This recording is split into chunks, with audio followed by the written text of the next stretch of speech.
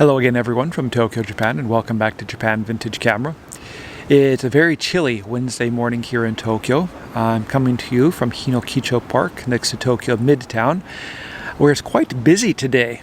Even though it's rather early in the morning and nothing is really open yet, the park is quite busy because they are preparing it for the holiday season. The park is normally a place where they hold exhibits and events all throughout the year, but for obvious reasons, in the spring and summer, none of these events were held. It was rather quiet here at those times, but now that the autumn season is here, things are more or less back to normal in Tokyo. All the schools and shops and buildings, restaurants, bars, clubs, everything is open as normal, and people are looking forward to going out and trying to find some normalcy in their lives after a rather difficult spring and summer season. In the park right now, they are setting up the lights in the trees, which is something they do every November. The trees are lit up from the middle of November until the middle of April, which is just after the Hanami season, or cherry blossom season here in Japan. It's quite a popular place to come and stroll and enjoy the nights on the winter evenings. And in the springtime, when the cherry blossoms are in bloom, it's very beautiful to see the trees with the cherry blossoms and the lights together. Another thing they are doing is setting up the ice skating rink on the big lawn, which is kind of odd because they usually don't do this until after the new year. I was really surprised to see setting it up here on, I guess, early November. Normally it's open from after the new year till the end of February or so, or the first few days of March. But I guess it's become more popular in recent years. This is, I think, the largest outdoor ice skating rink in Tokyo, and it's gotten quite busy, or it was very busy last year. So maybe an extra 6 weeks of business will hopefully make up for some of the lack of, I guess, visitors and activity we had earlier this year. Anyway, we'll go ahead and get started with the subject of today's video, and this is one which I've been wanting to do for a long time but haven't been able to because I haven't had the camera. But luckily the camera arrived in the mail yesterday, and here it is. This is the Konica Pearl 4 6x45 medium format folding camera from 1958. Konica is a really old company. They began producing cameras in 19th century, or excuse me, 19th century. The late 1800s was when they first began selling film, photography, chemicals, and other kinds of things here in Tokyo. And they began producing folding cameras a little bit after the year 1900. These were originally glass plate cameras, and then they began producing sheet film cameras and roll film cameras. And the Konica 4 was the last of the folding cameras Konica made, which is kind of a sad thing. As I said, the camera was released in 1958, and it was already obsolete before it was manufactured, mainly due to the rise in popularity of 35mm film. The Konica 4 was produced for only a short time, 2 or 3 months. Production ended, and Konica switched over to producing only 35mm cameras, except for the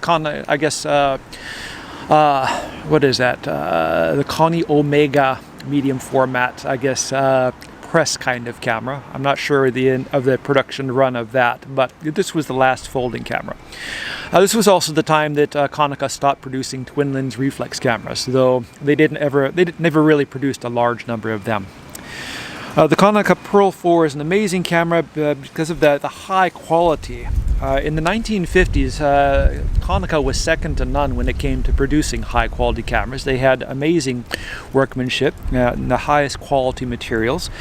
I sell a lot of their 35mm cameras from this era, and the most popular one is the Konica 3A. And people are always amazed by these cameras when they get them. They love the way they feel, the way they operate, and they're just, there are a few, it's one of those things where you just hold in your hand and you know it's really good. And that's the same thing with the Konica 4. It's just an amazingly well-built camera. The chrome finish looks very nice. The leatherette covering is very nice. Everything about it is, it just says high quality.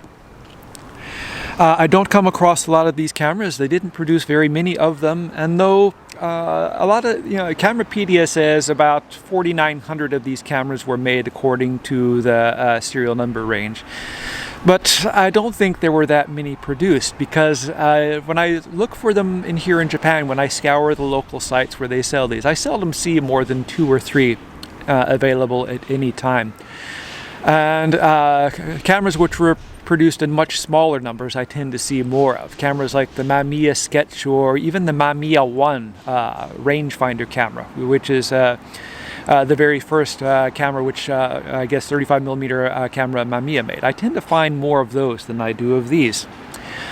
This particular one I got quite cheaply because it had been dropped and it had been sent off to be fixed, and whoever got the camera took it apart and couldn't figure out what they were doing, and they more or less put it back together, and I got it for a fairly good price. It wasn't cheap. Even a broken Pearl 4 is worth a lot of money nowadays, but I got it for much less than what they normally go for. One of these cameras here in good condition here in Japan usually goes for about $700, so quite expensive. An average one goes for maybe $400, $450. This one, as I said, I got it for a good deal because it needed a lot of work. So I'll go ahead and describe the features and functions and how to use the Konica Pearl 4. We'll go ahead and start at the top here. We have a little window over on this side, which is a film loaded indicator to let you know if there's film in the camera. We have a flash shoe on the top where you would attach a flash gun. And it looks like this one has never had a flash attached to it. There are no marks or anything on the shoe. If you were attaching a flash gun, there's a flash sync socket located on the lens assembly on the front when the camera is open. Over here we have a frame counter window. The Konica Pearl 4 features a mechanical frame counter which automatically resets when you open the film door, which is a really wonderful feature and makes it a lot easier to use. Roll film cameras can be a little bit difficult sometimes.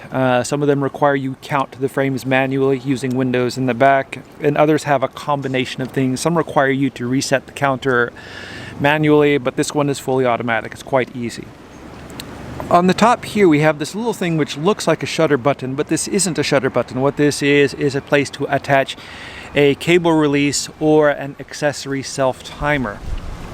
And of course next to that we have the film winding dial, and we have an indicator on the top, an indicator dial which you use to set up the kind of film that you have loaded.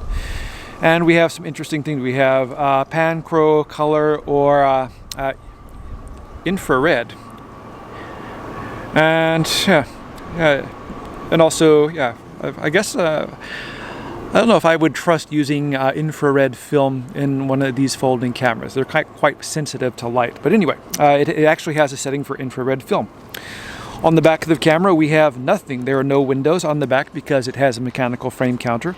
We have a very large eyepiece, which Konica put in their later cameras to make it easier for people who wear eyeglasses to compose and focus with these.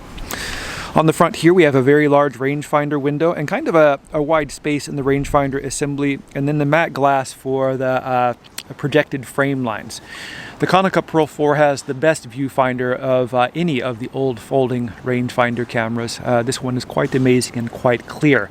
It doesn't have parallax correction, but it does have guide marks on the frame lines for shooting at infinity or close focus. On the front of the camera we have a few different things. We have the release button, which you depress to open the front cover. We have a foot here which folds down and allows you to set the camera on a flat surface if you're trying to take a self-portrait or something like that. And then this chrome button here, this is actually the shutter release button.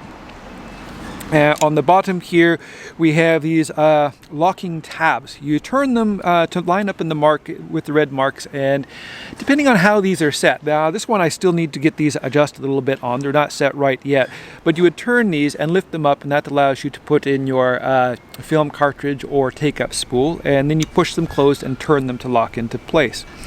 And this camera does not have a tripod socket. The tripod socket is attached to the leather case, and I don't have the leather case for this particular camera.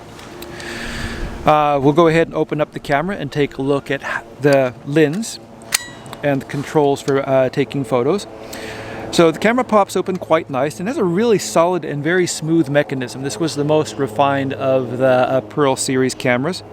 A lot of the earlier Pearl cameras were pretty much just the basic chassis or same chassis, which more improved accessories or features were added to over time, whereas the Konica Pearl 4 was a completely separate and new chassis, so it doesn't really share much in common with the earlier cameras.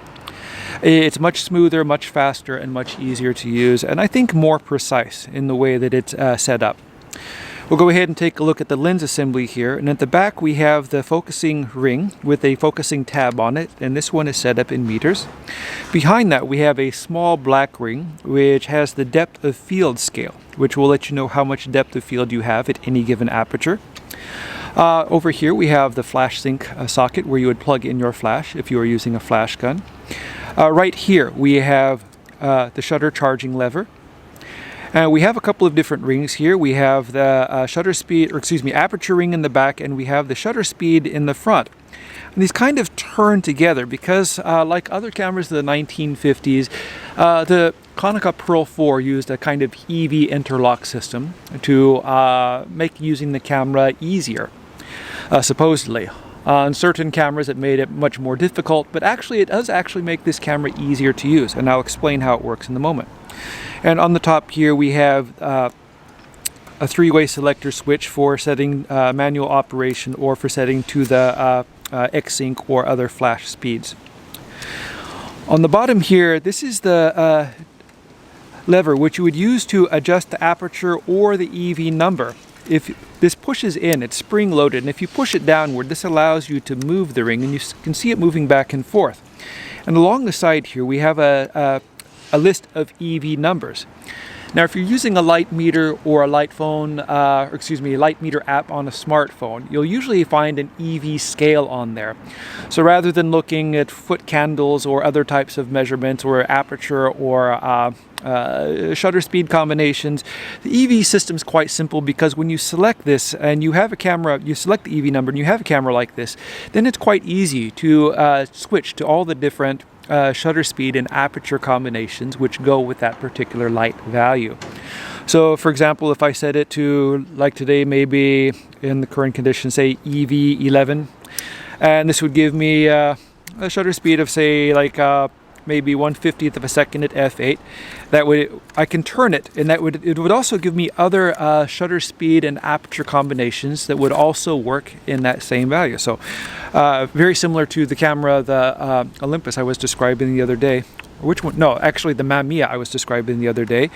At this particular value, I can choose say 100/250th at f3.5, or all the way down to say half a second at f32. So it's actually quite a simple and easy system to use.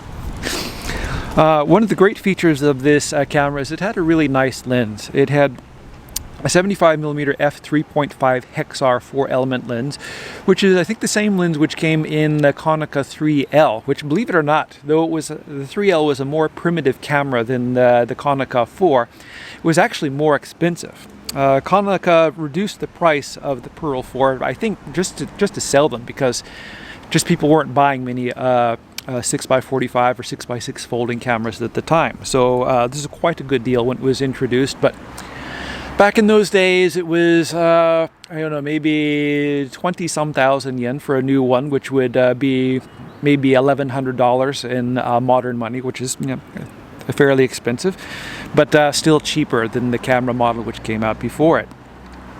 Operating the camera is quite simple. Simply, once you have loaded film in the camera, you wind the winding dial until it locks on the first number. You would charge the shutter. You would select your aperture and shutter speed combination, or simply choose the EV number to match what your light meter or smartphone app is recommending. Then you would focus the camera, you would compose, and then just to press the shutter button here, and you've taken a photo. So quite simple. When you're operating these cameras, whenever you fold up a folding camera, always make sure to focus it back down to infinity so that the door closes. Next thing I'll show you how to do is how to load the film in one of these cameras. First you have to open the back door, and you do that by pulling the tab up here on this side, lifting the door open. You would set your take-up spool in this side, and your film spool goes on the other. To remove and put in the spool or the film, you have to turn the dials on the bottom here, so away from the red mark, so that they lift up like so. You drop in your film cartridge or take-up spool, push down and then turn, and then that locks them into place. You don't have to worry about them opening them up. And then wind the film until the arrow mark on the back paper lines up with these two white marks here on both sides of the film chamber. You can probably see them here. Once it's lined up, close the film door and simply wind the camera until the number 1 is showing in the film counter dial, and you're ready to go. These cameras are really wonderful. I wish I could come across more of them, that they weren't so expensive. As I said, this one needed a lot of work. When the camera arrived, I found it had been dropped, and it had the shutter charging lever had been bent. I was able to fix that. I noticed that I could only focus the camera halfway, and when I looked, I realized that someone had taken the shutter assembly off, and then they tried to put it back on, but they didn't align it right, and it went on crooked. So not only would it not focus properly, the front wouldn't close properly. So I took that out, and I figured out what was wrong with it. I lubricated the lens helicoid. The shutter I rebuilt. Fortunately, this is the same shutter which comes on the Konica 3 and 3A series, so I have a lot of parts and extra things to fit on it. So I was able to take the shutter apart and overhaul it, and now it's a good working camera. It's really wonderful. So anyway, that's it for my video about the Konica 4 medium format folding camera. I'll be listing this camera for sale shortly on all of my online stores. I'll post links to my stores in the description below the video. I plan to make more videos about vintage Japanese cameras and photography in Japan in the near future. So if you'd like to see these videos, please subscribe. Thank you very much for watching, and I hope you tune in again soon.